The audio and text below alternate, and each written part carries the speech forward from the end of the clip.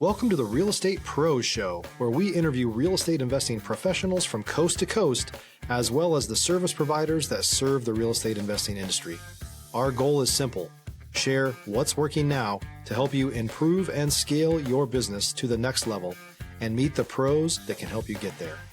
Real Estate Pros is powered by Investor Fuel, America's leader in helping real estate investors and professionals build the business you need to live the life you've always dreamed of. Let's start today's show. Property insurance for real estate investors doesn't have to be difficult, but it does need to be there to protect you when you need it. MyInvestorInsurance.com not only provides insurance at 15 to 30% cheaper than traditional agencies, it's built specifically for real estate investors like you. You can set up an account in about 2 minutes, get quotes on properties, turn on and turn off insurance for your fix and flip or rental properties in around 2 minutes without having to talk to anyone directly, all through our portal. There's no better way or faster way to make sure you've got the coverage you need to protect you, and no more lengthy policies either. Once you're set up, you're billed monthly and prorated by the day for however long your policy is active. It's powered by MSI, the third largest independent MGA, with 1.5 million customers and more than $1 billion in cumulative premiums written. Get set up today in about 2 minutes at myinvestorinsurance.com/fuel. Hey everybody, welcome back to the Real Estate Pros podcast, brought to you by Investor Fuel, the nation's premier real estate mastermind. I'm your host, Dylan Silver, and today on the show we have Trystan Trenberth, a British-born seasoned real estate investor and entrepreneur who began by flipping houses and quickly expanded into building long-term wealth through strategic investing. Trystan, welcome to the show. Good afternoon. Thanks for having me, Dylan. Absolutely, man. Absolutely. I think one of the first questions that I asked you before we got started here in the podcast is, where are you calling from? You said Arizona, and I'm jealous because although I'm not too far away in Texas, it looks like a beautiful day out there in Arizona. It is blue skies. I got a couple mile running with my dog this morning, and got on to different tasks and activities. I've got making calls, and it's a beautiful place to be this time of year.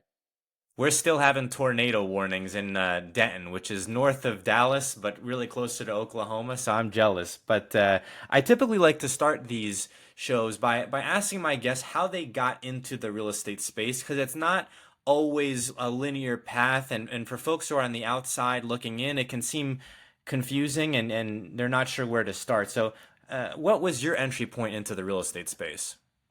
So my entry point into the real estate space as a consumer was 2005. I bought a house where prices were pretty much getting towards their peak within a couple of years, and had a foreclosure in 2009. Didn't really do anything else within real estate because I moved back to the UK at that point. But 2019, after having it on the shelf for about a year, like many people, reading Rich Dad Poor Dad was my real entry into understanding asset versus liability and a lot of the concepts that Robert talks about in the book. That was when I looked into education, of course, because Google knew that I'd been looking at Rich Dad. I saw Rich Dad Education, and fell into some education with a company that was formerly associated with the Rich Dad platform or Rich Dad name. Okay, it's interesting that you mentioned that, because I think even to this day, Rich Dad Poor Dad, Robert Kiyosaki, has inspired so many people. I've of course read the book. For me in my personal journey, I was selling cars for Nissan at a dealership in San Antonio. I did that for about 2 years and was working at a number of dealerships before then. And I had wanted to get into real estate, and had read Rich Dad Poor Dad, had gone to a couple RIAs, but it was a little bit of analysis paralysis. I didn't have any deeds in my name at that point in time. There were so many different ways for me to go about it. I ended up kind of stumbling upon real estate wholesale, working for a company at the time that was operating out of San Antonio, and got my first couple deals that way. Had no idea how to go about it, but just kind of through failure and a little bit of confidence and just having some people to rely on, got through my first deals. I still remember the first two very vividly. So talk to us about maybe your first deal or your first couple deals outside of the buying your homestead. Sure. So I remember them quite clearly.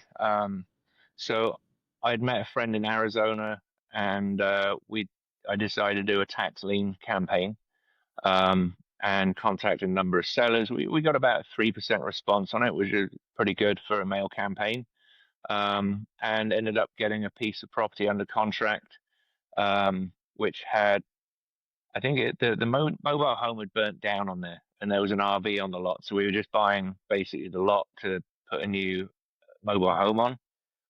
But unfortunately, somebody else got into contract with this guy that was obviously very desperate for money, and managed to close 15 minutes before our memorandum recorded because we Hmm. smelt a rat. And unfortunately, that closed and got away from us. Um, and around the same time, we got another piece of land under contract. And again, tax liens turned out to be an issue with deed because it was deeded into the name of a deceased party. Yeah. And there were multiple deeds on the property. So this was one of the best deals that I've done, not necessarily from a financial standpoint, from a learning standpoint, because I had to Yeah. figure out the tax side of things. We had to figure out what needed to be done with probate. If we needed to do an affidavit of small estate, which you have in Arizona, the name varies a little bit between states.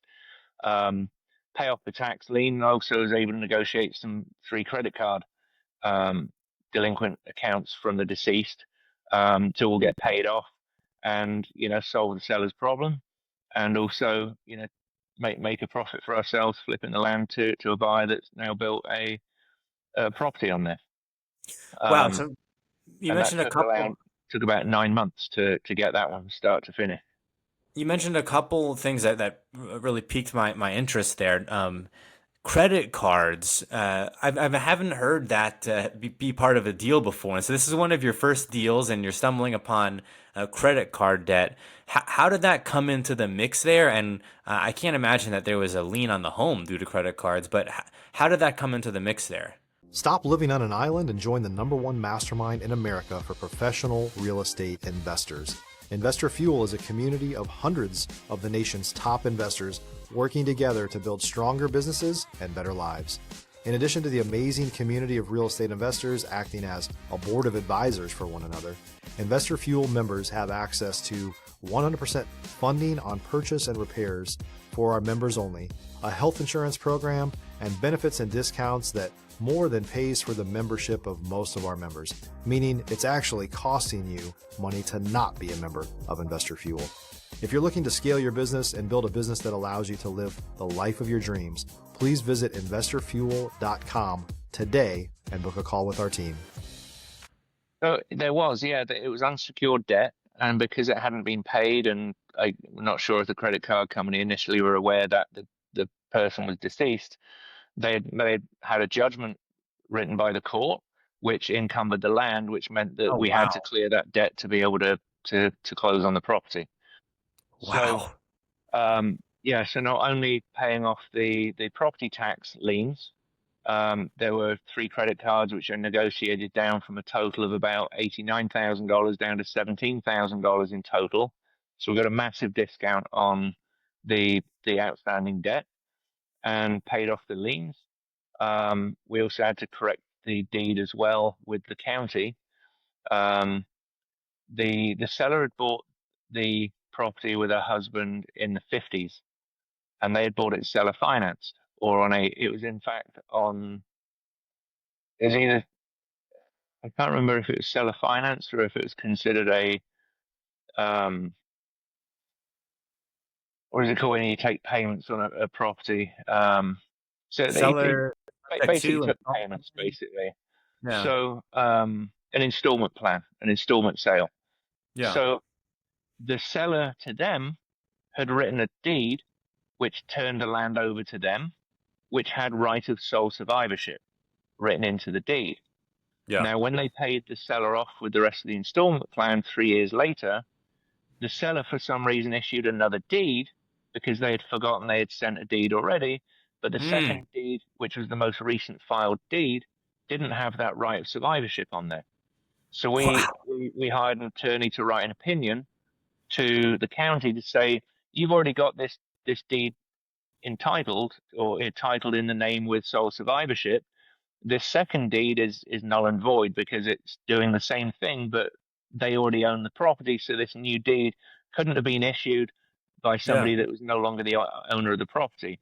So that was the way that we were able to, get that without doing a full probate on the property. So it's So learning all of these nuances through the way, which was so valuable. you were going through that.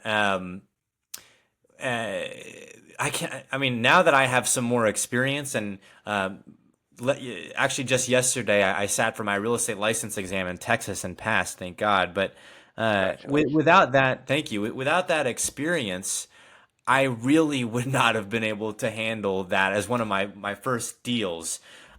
So when you were coming across all these probate issues, what was kind of your mindset and mentality? Were you thinking like, oh, this is hairier than I thought it would be? Or were you thinking, no, we're going to plod through this. I'll have the attorney take a look at it and we'll get this sorted out?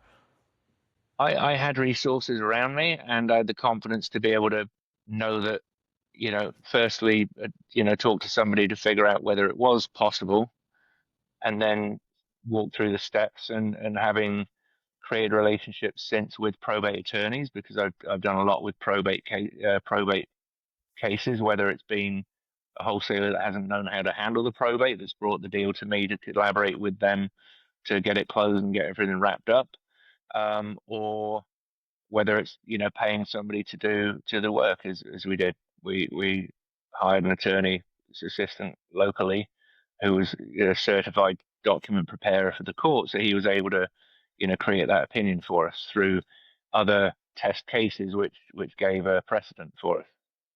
I've Tristan, to your point and your expertise, these probate issues can be hairy. Yes. Talking about credit card debt liens on a home, very very niche, and a lot of folks will stay away from it.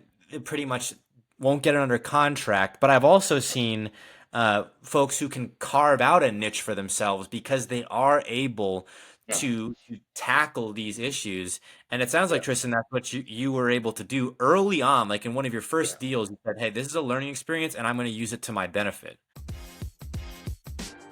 If you're looking for consistent, high-quality leads, look no further than Investor Machine. Investor Machine isn't just another agency. It's the most sophisticated, data-driven lead generation company on the planet for real estate investors, and serves the role of being not just a lead generator for your business, but a marketing partner that is helping you achieve your goals along the way. Go to investormachine.com to learn more and schedule a call with our team today.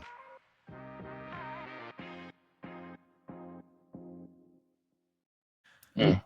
But I think one of the mistakes I made was to seek out more difficult deals, which took a lot longer, and they weren't always as profitable as I anticipated. I got a Mm. couple of great friends, Greg and Kendley. They're based down south of Dallas, near Temple, I believe. They Hmm. specialize in these deep digging cases where they've got to find somebody that's not findable through, skip trace and the other things. They'll really go down the rabbit hole. They got some VAs trained to go and look for these people and solve these problems, and they generally do come out with a few very good deals because it takes that time to go and do it, and everyone else gives up.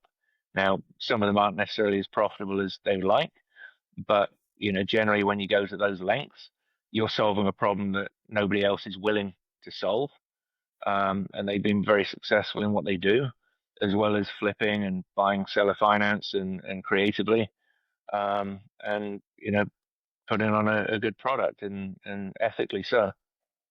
Yeah, yeah, Tristan. I mean, these folks who can go down uh, these rabbit holes, so to speak, these real estate rabbit holes, they can definitely carve out a niche, a name for themselves, and kind of be people's go-to when everyone else doesn't seem to know where to go to. And talking about your story, going from the first homestead to these first couple deals to uh, today where you're writing your debut book. You've done so much in the interim. Connect the dots for us. I know that we talked a little bit before we hopped on the podcast here about whole life insurance and different tax strategies. So you've done quite a bit in the real estate space. Yeah. So putting the dots together is really being aware and using an analogy of a campfire. You want to make sure you're sharing your campfire with people that are actually throwing logs onto the fire to make your fire burn brighter for everybody involved, not people that are throwing wet blankets on the fire. So it's a case of creating a community around you. Obviously, we generally cast the net pretty wide when you start out in a new community, a new area of interest, to kind of see what's out there. And then we're able to narrow down and, eliminate the bullshitters and so forth, and just kind of find the people that really know what they're talking about, but also be in a position that we're not just asking them out for coffee or to, to um, pick their brains, that type of stuff, but bringing them a deal that you can either sell to them and you want to learn from, or that they might be willing to partner with you on to show you through. And you got to be willing to give away the farm to get that experience and that knowledge. I've experienced something similar with a mentor here in Denton. What happened with me was I had a signable contract in Azle, which is west of the DFW Metro. I was living in San Antonio, and I was on Investor Lift, which is this platform you can go to find investors Yeah, and I know for your Robert and John and all of those guys. Yeah, yeah, and I was brand new. I had no idea what I was really doing. I know that we had a transaction coordinator at this small company, which since went defunct. But um, I was like, hey, let me just hop on here and start making calls. I don't know really know too much of what I'm doing. I've done this before, but let me just hop on here and start making calls. And so I called this gentleman in the area who I saw was doing these flips according to Investor Lift, and he wasn't interested in the property. Made me an offer, but we couldn't end up buying the property. There were higher offers, and we just stayed in touch. And I think just through persistence, and maybe he followed me online, he was able to. We were just able to develop a connection. He invited me to a 4th of July party, and then one day he's like, hey, you need to move from San Antonio up to the Dallas DFW Metro because this is really the capital, if you will, of real estate in Texas. Yeah, you've got San Antonio, Houston, Austin, but DFW is where it's at for real estate right now in the market. So I moved up here. He didn't even really know, but he calls me out of the blue, asks me what I'm doing. I tell him I'm living in DFW. And since then, we've done 4 deals together. He's actually the referral that landed me as the one of the co-hosts of this podcast. He told me, hey, things are slowing down with fixing and flipping. You should go get your license. I got my license, and I'm actually sitting in his office. So, it's funny because if I had just kind of thrown it to the side, he's not interested in my deal, none of this would be happening. So it's yeah, all about networking. absolutely, absolutely. And what you say, developing the relationships and maintaining the relationships. There's I've always said that being a super connector, I love a few. Initially, I'd go to meetups and have a lot of conversations with a lot of people, but I felt drained. You know, um, it's starting to um, I don't know, shuffle down and just find 2 or 3 really good conversations and maybe, 4 or 5 other conversations and just kind of niche down because I'm clear on what I'm doing, what I'm looking for. So I don't need to have lots of conversations with lots of people because I'm not sure which way I'm going. Do you know what I mean? It's not a shiny object 100%. syndrome like it was in the beginning. So now I know what I'm looking for, and and it's almost like I want a wingman kind of thing to go with me to take notes on who we're meeting, what the conversations we're having, what the takeaways are, what my commitment to that person is that, oh, I'm going to introduce you to, or I'm going to look to make an introduction, but my wingman is now this piece of technology called Applaud. It's a little Mm, pebble-sized thing that is goes on my shirt, and I can turn it on and off at any time, and it records conversations. It transcribes them through AI. It'll create a summary of the conversation, either just as a straight transcript, and it'll notify speaker one, speaker two, speaker three. And I've just got it in the last month, and I'm just kind of playing with it at the moment. But it's also great for taking notes when you're just driving the car, walking the yeah. dog, so that you can just speak into it and leverage it as another piece of tool that doesn't have a paycheck associated with it. Because imagine training somebody just to walk around with you only to the meetings you go into to make notes. Well, this is a perfect thing. It's about Huge. it's about 2, 3 years after I would have liked to have had it, but it's here, and now that's given me some more freedom. because now it can summarize, it all goes into ChatGPT, and it's having a relationship with ChatGPT, not just using it as a specific tool. If you're a new or newer real estate investor looking to launch or grow your real estate investing business, please check out Investor Fuel Club. It's a coaching community, but unlike anything you've ever seen before. And you can actually partner with members of our mastermind from coast to coast on deals right in your market. There's no better opportunity to build a consistent business than to literally partner with pros to help you avoid costly mistakes, avoid the need for capital to do deals, and help you eliminate your fears as you're starting your business. Learn more about Investor Fuel Club at investorfuel.com/club. There was a sales tool I had used in the past. It was called Gong, Gong, and it Yeah. would do something similar. But honestly, the applaud, it's not on your phone. I didn't like that it was on the phone. Of course, that's probably how they got the most users. But the idea of carrying a small device, like for our people who are just listening, Trystan had a device that's about the size of a thumb. And you can have it anywhere, right? It's taking notes for you. You can do it in the car. Does it need internet connection, I guess? Or does it have to? No. No, so it can Bluetooth, or you can just stick it in and it can create a Wi-Fi connection to your phone just so it can transfer faster, or you plug it into the dock to your computer and it just uploads it, just syncs with the cloud. There's so many times during the day where, as much as I don't like to be, I find myself multitasking. And I know our listeners can relate to this, especially if you're in a W-2 job, you're trying to learn about real estate and where do you start. If I had this on me, I would be able to probably offload some of the thinking that I'm doing and focus on higher level tasks. And to your point, I think there's a lot of folks who would have liked to have had this probably in the past year too. But I'm curious, Trystan. I do ask my guests this quite often. Where do you see this type of technology impacting the real estate industry? Of course, we see it with the Zillows and the Airbnbs of the world, just completely revolutionizing things. But you also see it with things like AI data mining for people who are looking for leads. And so you've done quite a bit in this space. I know no one has a crystal ball, but where do you see some of the innovations happening in this space?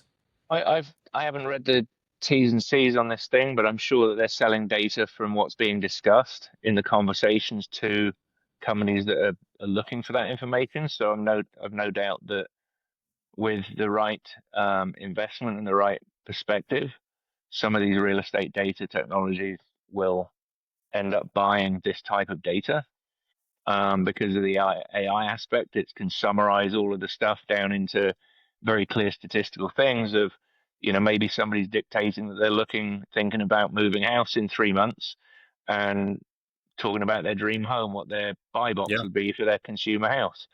Maybe stuff like that will be able to be salvaged privately without identifying the consumer, or maybe eventually it will identify the consumer. But it's kind of like that Target example from probably about 15, 20 years ago, where Target sent a guy some coupons for diapers. Yep. Have you heard that one? I've heard about not this one specifically, So but I've heard about people like utilizing coupons specifically at Target and at some of the other ones to there's an like interesting path for totally do this. it. So due to the buying habits of the daughter, she was buying things which were common for people that either became or were in the process of trying to get pregnant. Now, he called Target after the second time he got coupons and said, "What the heck's going on? Nobody's pregnant in my house. Why am I receiving coupons for diapers?" Well, it turns out his daughter was pregnant. He didn't know about it. And she had been buying certain things through his card or Hmm. through the loyalty program. And that's the level of detail that they had 10, 15 years ago. So imagine what they're going to be able to pull out, and that's just the loyalty program of one store. So when they give you 20 cents off, soda or whatever it is that you're buying because they want your phone number, that's what they're Yep. buying. You're the product, and it's giving you 20 cents for that product to tell them that you're buying it in the mix of all of the other things that you bought in your groceries that day. and gives them a pattern of, well, if you start buying diapers in 3 months, maybe those other things that you bought along the way, maybe it was nutrients or supplements, that sort of thing, might be leading somebody to get into that position where they're looking to have a baby or whatever that looks like, or buying a car. Who Right. knows? It's all in that stuff. I mean, we all see it now, and I think when it first started happening, you talk about 10, years ago or earlier, people were thinking, I was having this conversation about buying a camera, and now I'm seeing it in my feed. It's a coincidence, and now we all know the cat's out of the bag. They're Yeah, tracking us, yeah, but it's kind of like that's the price of infinite data, right? So if you can yeah, Google anything at your fingertips and it's free, and there's yeah. like no advertisements in your face like you get with some of the streaming platforms, Mm. they're getting your data. There's no two Yeah. ways around it.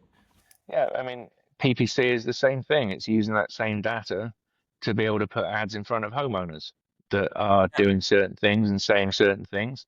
In the same way, I'd love to be able to use that, and I will be using stuff like that to promote midlife to millions, to help find people that are struggling with the idea of how do I predict my future for retirement, and asking those questions of what I need to see as my ideal avatar to bring top of funnel, and then start shaking them down into the people that already have some discipline in saving. They may already have a couple of 401ks, but they don't know what they're doing with them to be able to predict for their retirement. And as we talked about before we started recording, most people see retirement as an age. They don't see it as an income stream that allows them not to work anymore. So that's how we're trying to recontextualize people's perspective on retirement. That now is they didn't plant the tree 20 years ago. Today's the very next best time to plant the tree. Yeah. So helping them to understand what it is to create a strategy for retirement, acknowledge the power of inflation, the fact that that's going to cost them a lot more to retire when they get round to retiring. And if they're not going to have 3, 4, 5 million dollars in a bank account to deplete during their retirement, which probably still won't be enough with, Yeah. increasing longevity of life, then we need to create income streams that are going to provide that 3 to 5 to 6 million dollars over maybe a 30 or 40 or 50-year retirement period by the time we age out, um, so that is set for the future and they can continue to build cash flow, build revenue streams, and then they actually have a legacy to leave to their family, which is cash flow and assets in maybe a non-revocable trust like the Rockefellers do, so that they guarantee the prosperity of their family moving forward. Yeah, I mean, Tristan, this is such a critical point all over the world, but in America certainly, because we're talking about outliving your money. Mm, And it's uncomfortable because right now we're potentially in a flex point in American history because you have all these baby boomers who are now retiring and their parents lived until 80 and 90 and longer. So who knows, like you said, it could be that long and then some. And then the next generation after that, people could get very, very old, and that $2, $3 million isn't potentially going to last them. Um, and you hit on something interesting. This idea of increasing revenue streams. A lot of people will talk about decreasing expenses, but you also need to increase income in a way, so you can't just cut expenses and expect everything to be okay. And before we hopped on, we talked about your book, Midlife to Millions, which you'll be releasing. And I couldn't agree more with this idea. If you didn't plant the tree 20 years ago, you have to start now because you can't just depend on a $2,000 a month Social Security check, which may or may not be there to fund your retirement. absolutely. Yeah, let's just consider even 75 years ago. It wasn't necessarily an option for somebody to go and take a hot shower on demand. Think Yeah, about that. So many places in rural America did not have a hot water heater. It was still using a bucket to heat water over a fire and do a bath once a week. And you've heard of the expression throwing the baby out with the bath water, right? correct. Yeah, The child was always the last one to have the bath.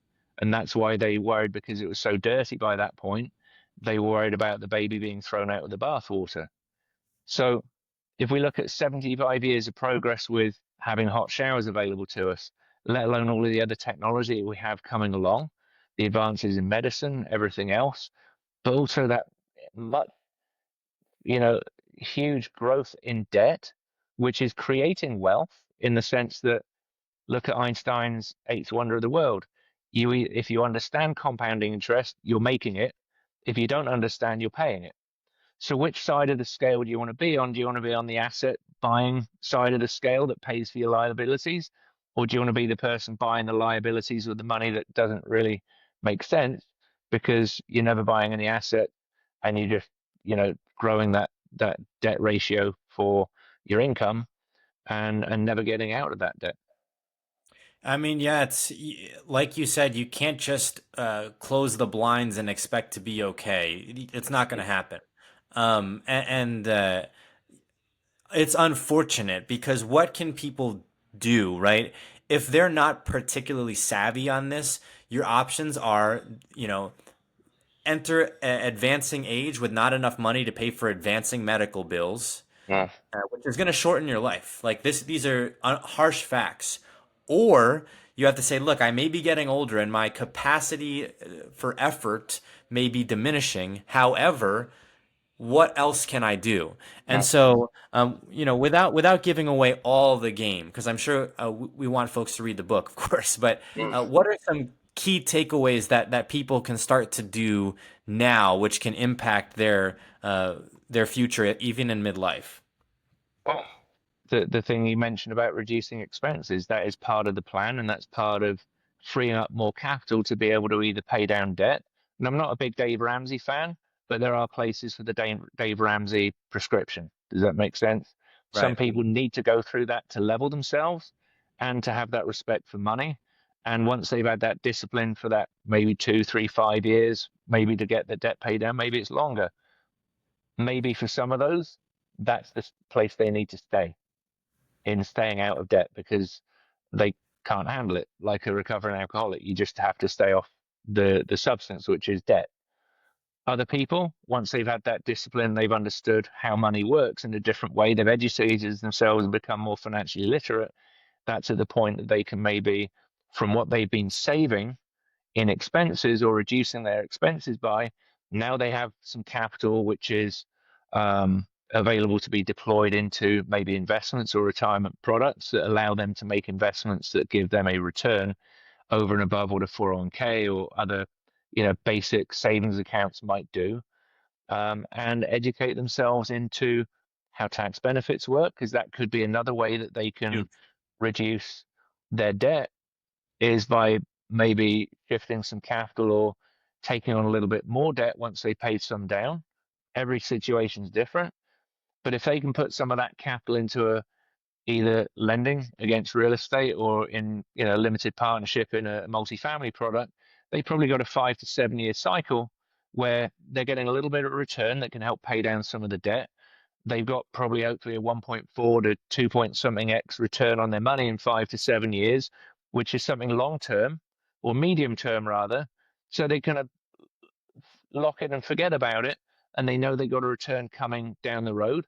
And by having the investment in a real estate type asset, they can then take the depreciation to lower their taxable income to the government, which allows them to not pay as much tax and then help pay down their debt or invest in another real estate asset that gives them more depreciation.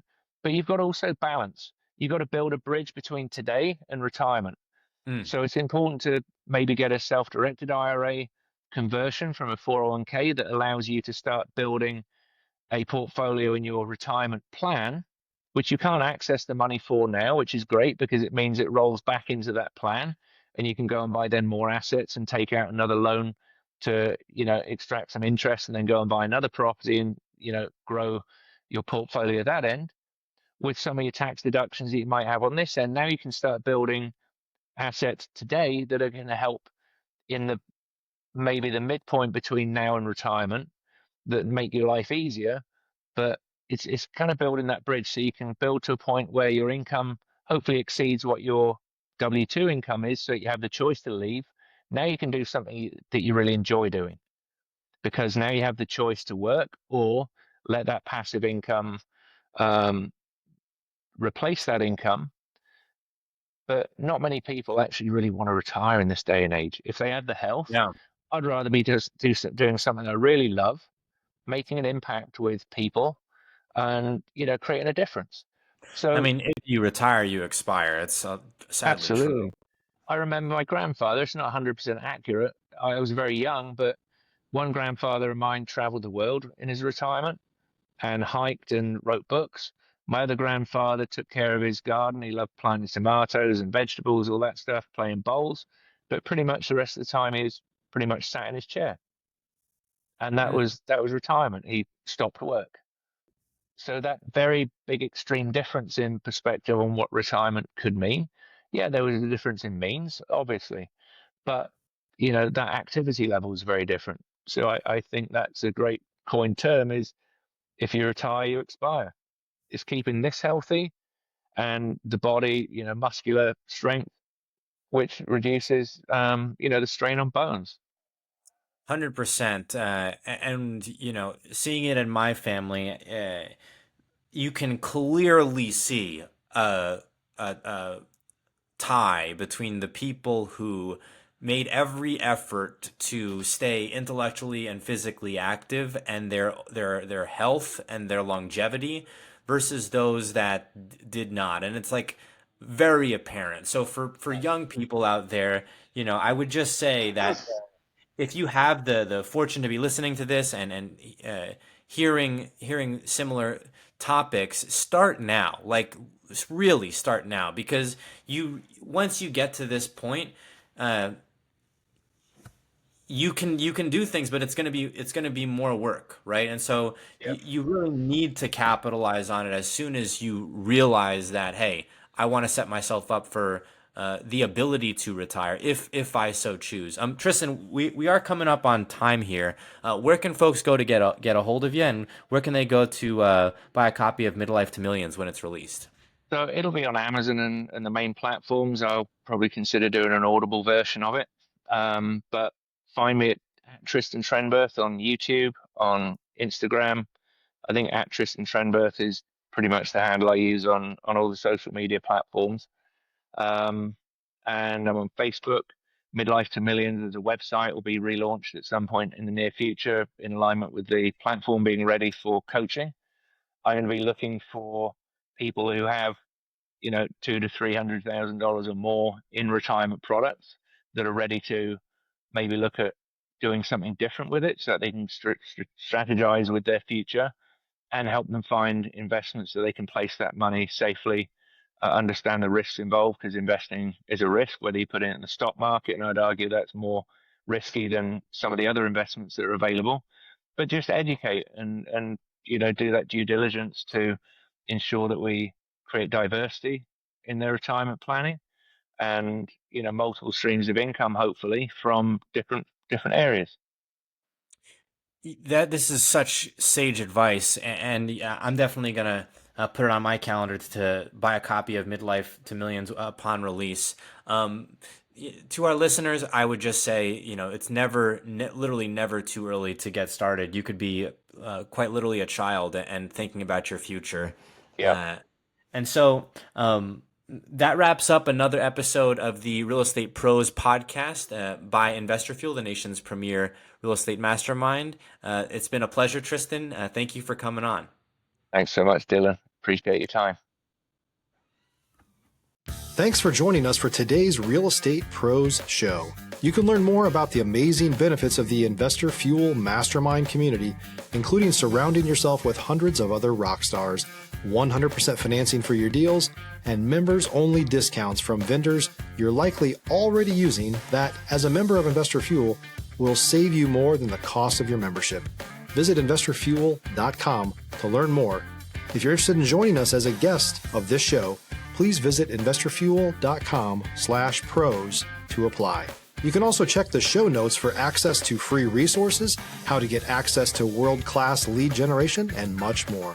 Don't forget to subscribe so you never miss another episode. Have a great day. We'll see you on the next show.